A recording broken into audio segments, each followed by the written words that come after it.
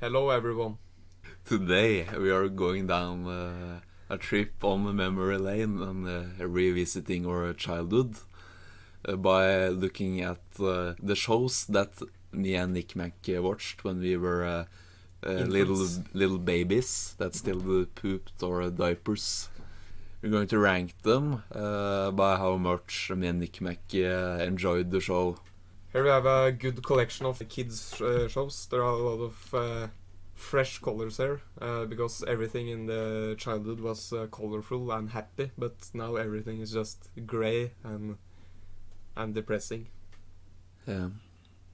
So we're kicking this list off with none other than Kicking It.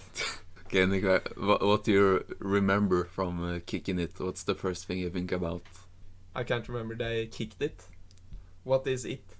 What are they kicking? What was it in that show? What did they kick? Probably Rudy or something. Yeah. He got a lot of kicks. Or this pillow right there. Yeah, it could be the pillow. Or maybe the black guy. Yeah, maybe. But it was a pretty good show, wasn't it? Yeah, I mean, if it was on, I would watch it. It's not like I could choose anyway, but But it did a fine job at entertaining when there was nothing else to yeah, watch. if I remember correctly, it was kind of mid sometimes. To be frank. I think some of the episodes were pretty satisfactory, but some of them were mid or even improvable. Best character in that show must be Bobby Wasabi, if you remember. Yeah, he was a legend.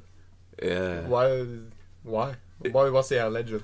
He was an action movie hero, and he was the one that started the Bobby Wasabi Fight Club, the dojo. Yeah, okay, of course.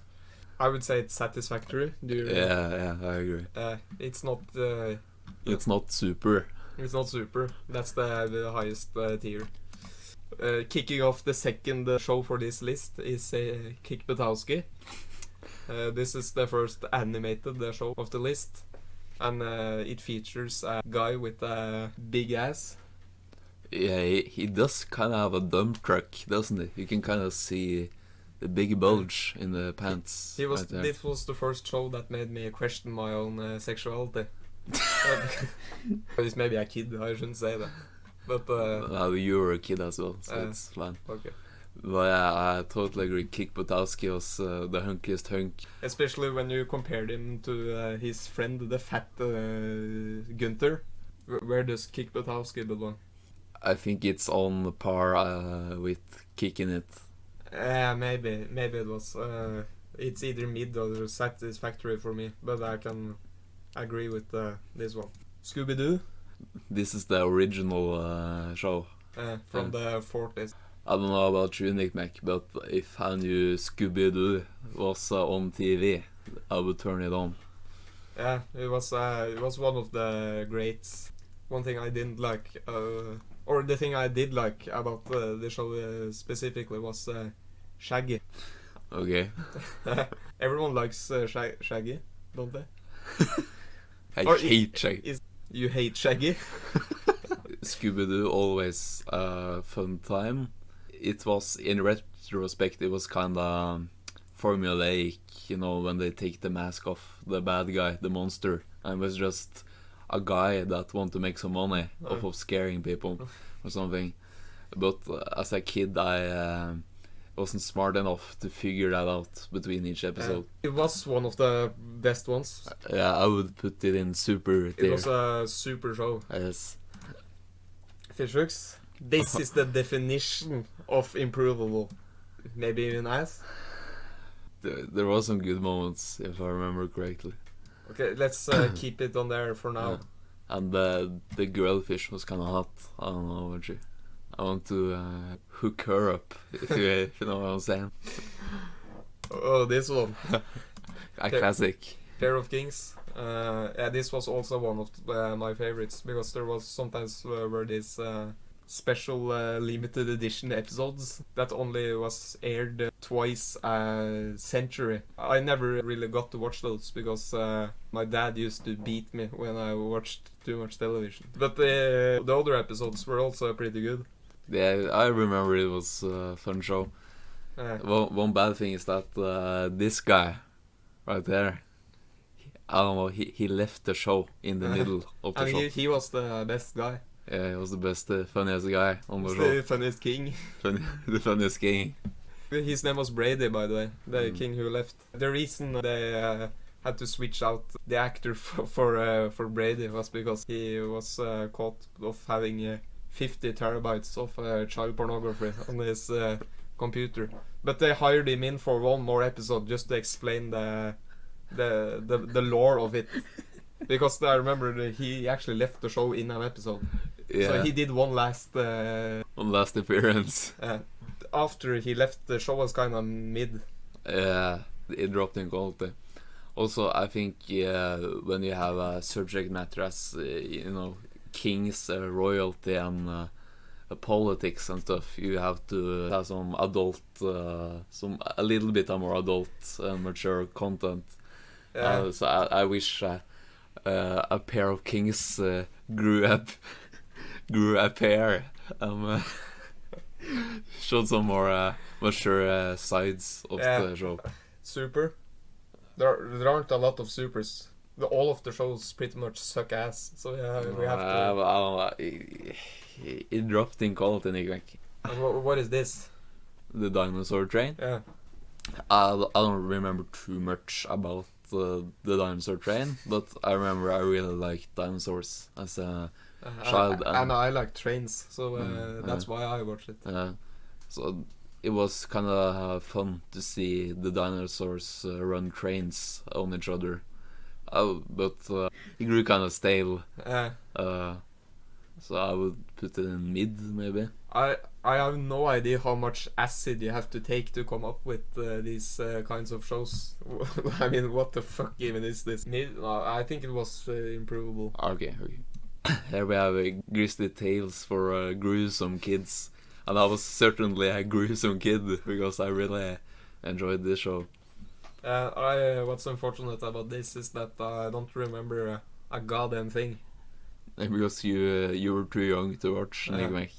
I was a little too late for that one. This was mine and probably a lot of kids' first introduction to the horror genre. Because this was actually creepy as fuck.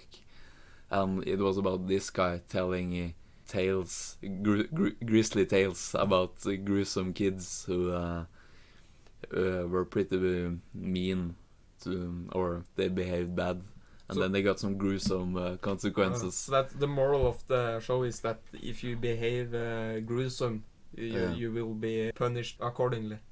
I mean, it wasn't even accordingly, because some of the kids met no, they didn't die, but they met fate worse than death. Some of them.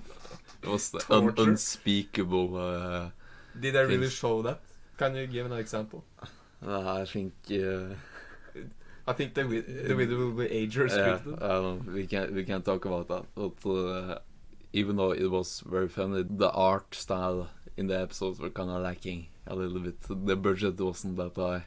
Yeah, because it wasn't like claymation all the way through the episode. Yeah, there was only the intro and outro that was claymation. The rest was drawn.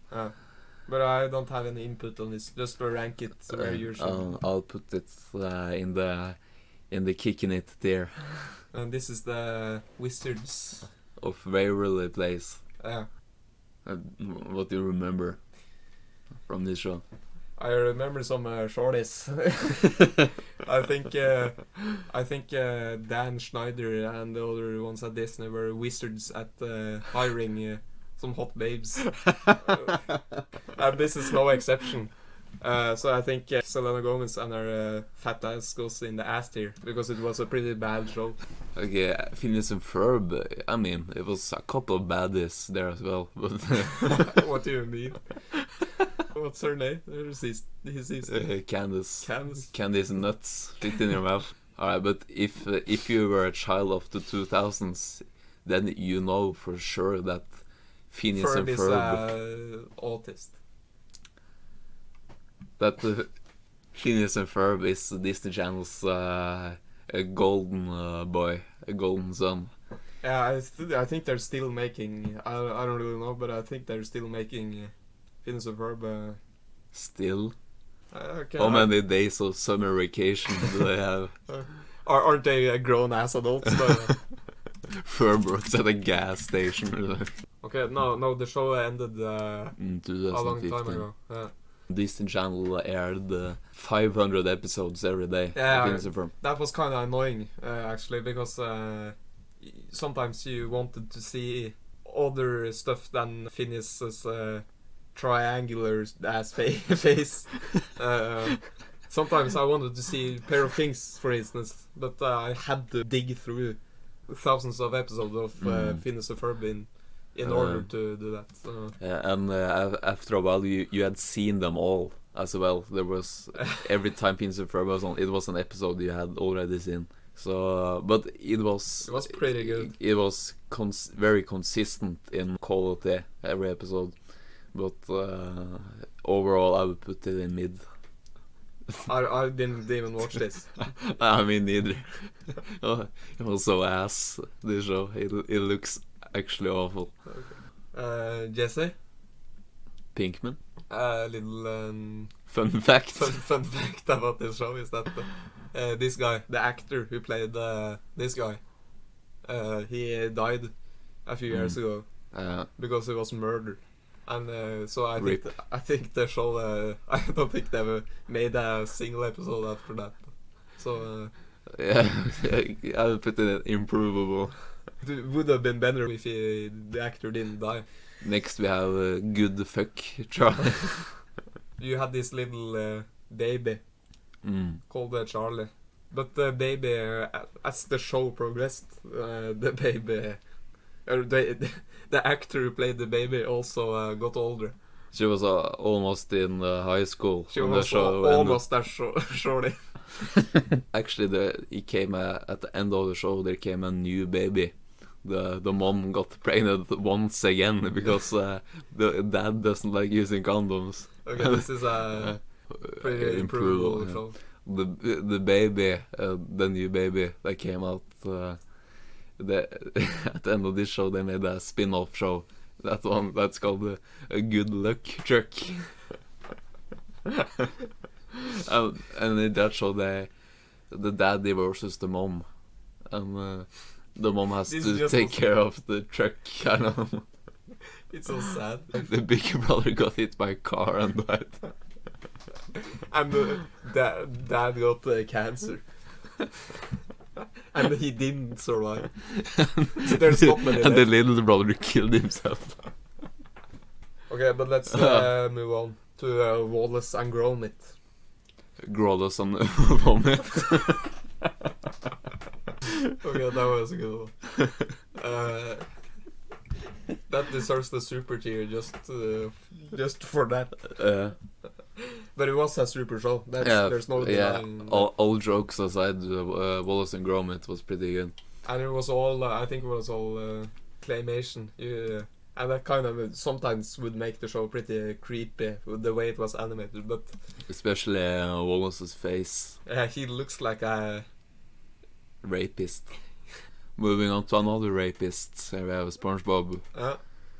That's another super. Yeah, No, there's no questions about it. is there even anything more to say about this?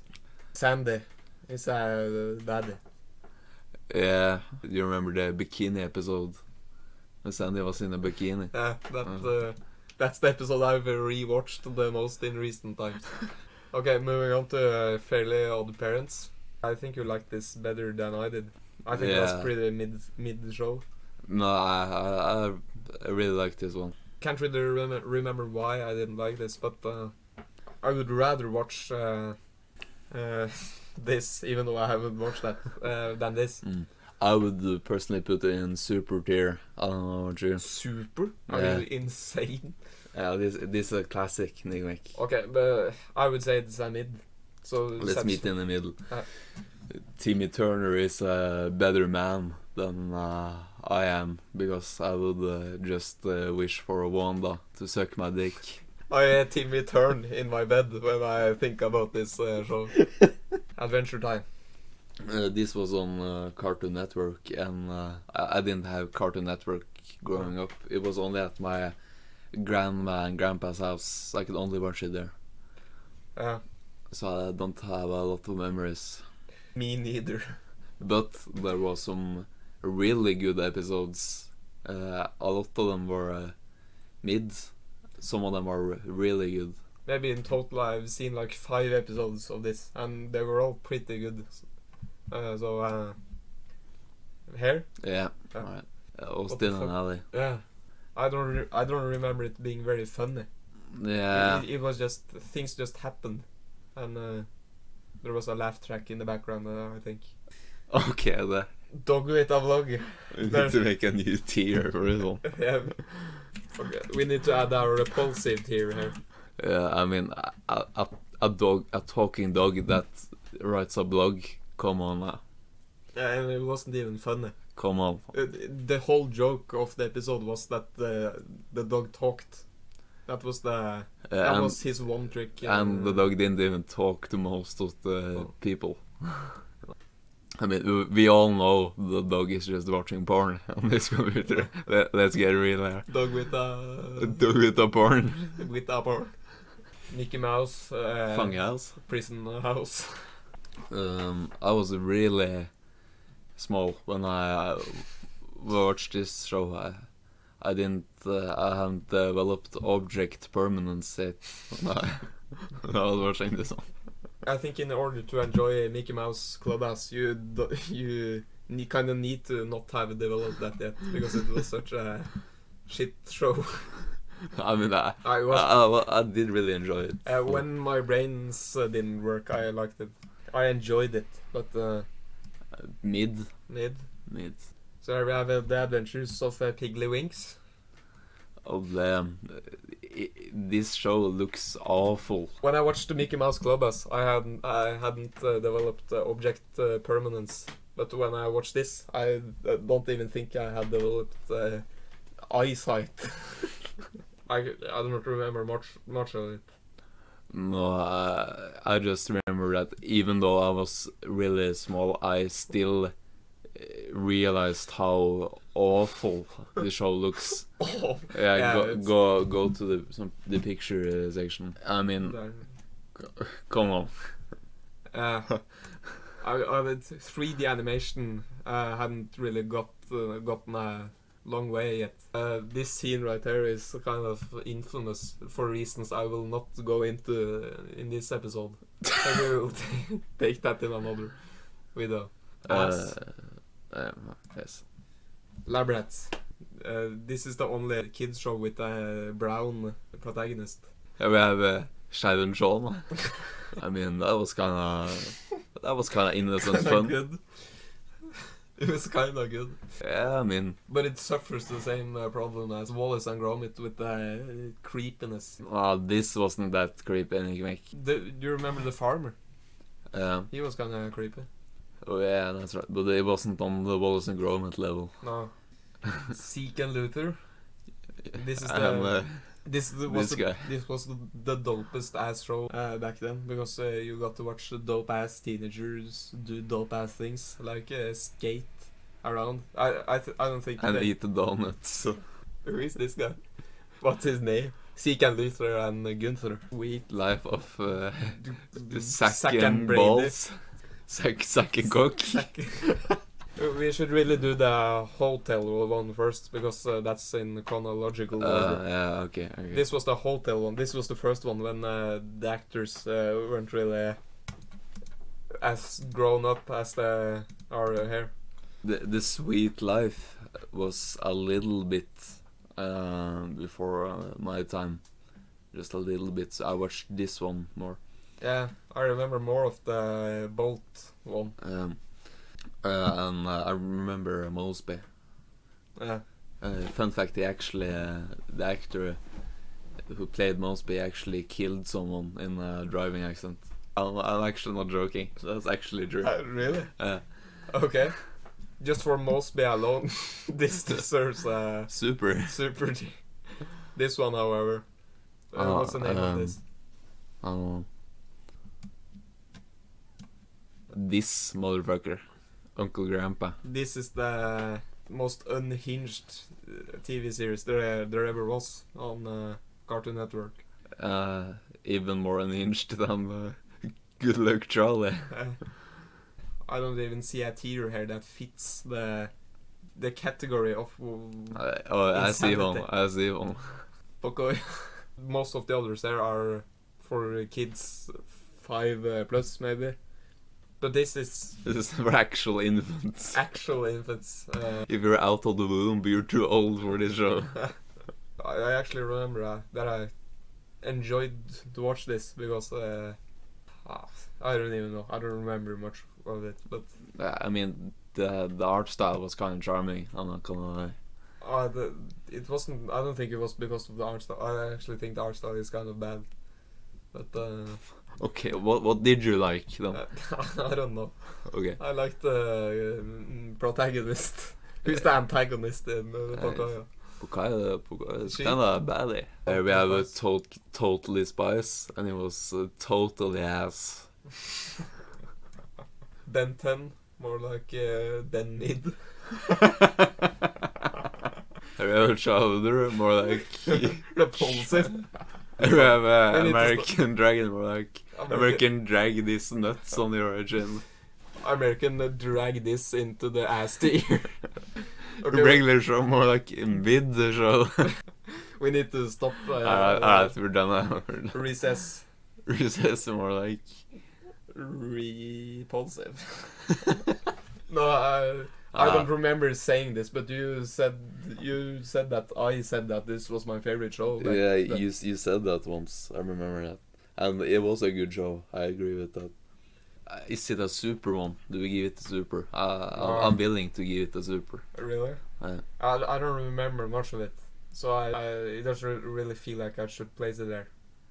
But okay, let's just do it. I even said that it was my favorite show, so okay. Gravity Falls. This was the last big show on Disney Channel before I was too old to watch those shows.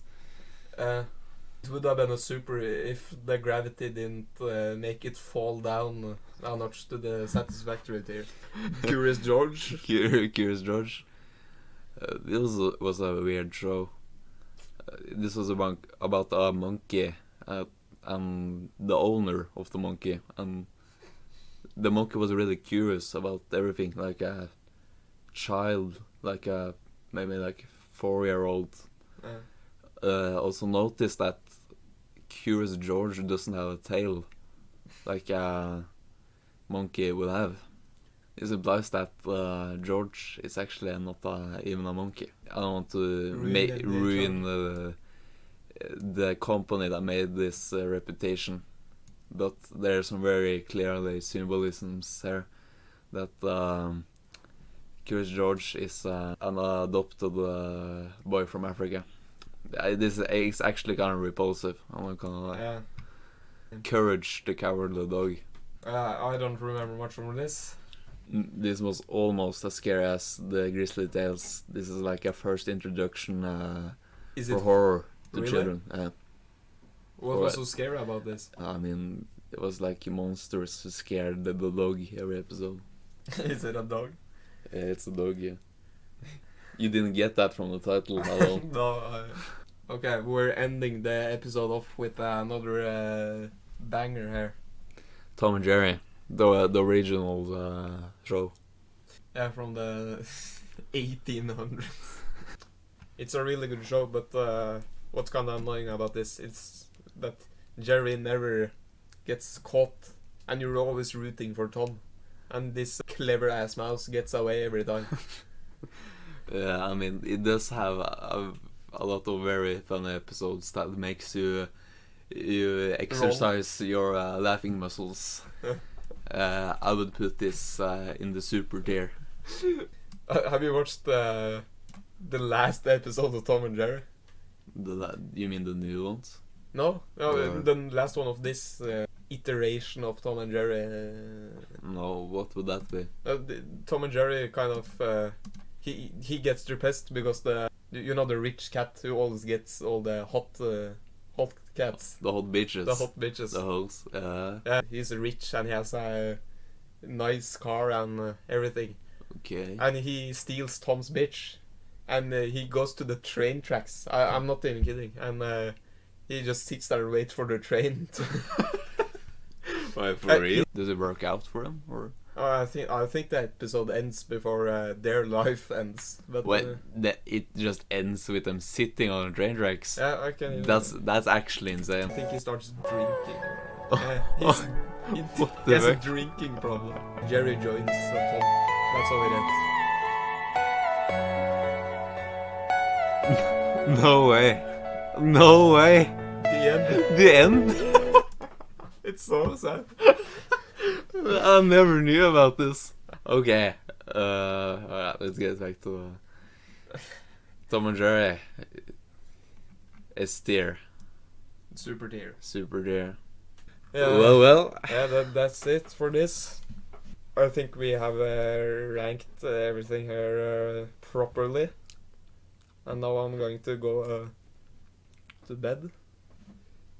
Or maybe go to a train track.